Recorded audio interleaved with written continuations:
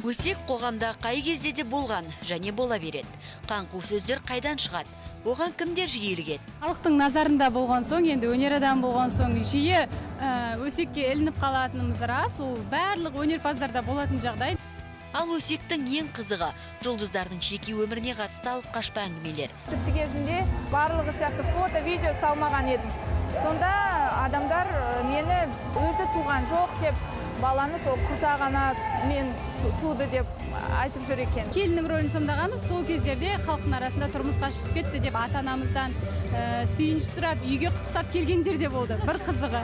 Ал Кешу тобының экс-мүшесі Айдана Меденова мұндай өсектердің қайдан шығатынын жақсы біледі. Бағалы сыйлықтарды көріп, Инстаграмдан адамдар өздері тауып, ары қарай жалғасын өздері құрастырып алады. Кім әперді екен, мүмкін күйеу емес, біреу, басқа біреу шығар, неше түрлі енді. Бұл енді үйде жайдан жай бос отырған адамдардың сөзі деп ойлаймын.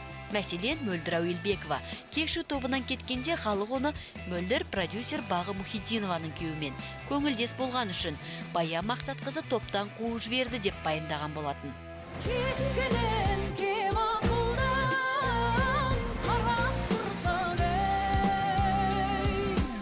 Олар туралы алып қашпа әңгімелер мен қаңқу сөздер өте көп. Бір қызыға, жұлдыздарды өсіретінде, өшіретінде өсек.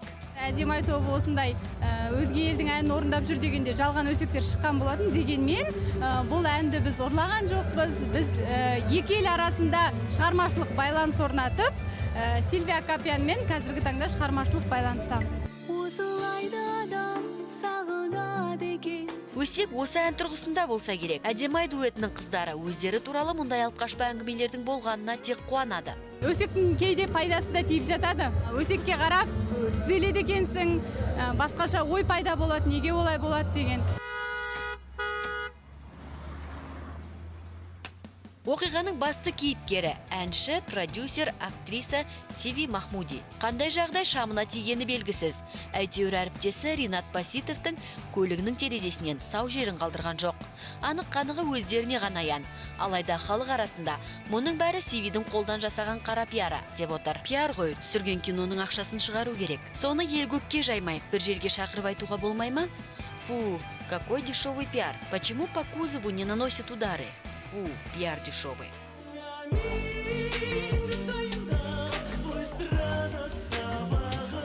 Қазақ эстрадасына жақында ғана қосылған 91 тобының артынан да өсек еріп үлгерді. Олар атын шығару үшін, халық назарын бірден өздеріне аудару үшін тұңғыш бейнебаяндарына әдейі боянып шықты деген алып қашпа әңгіме бар. Әрине бұл топ ел арасында біраз сөзге де қалды. Тіпті әріптестері де жиі сынға алды. Мейлі, сынай берсін, өсектей берсін. Бұдан 91 тобы өспесе әзірге өшкен жоқ.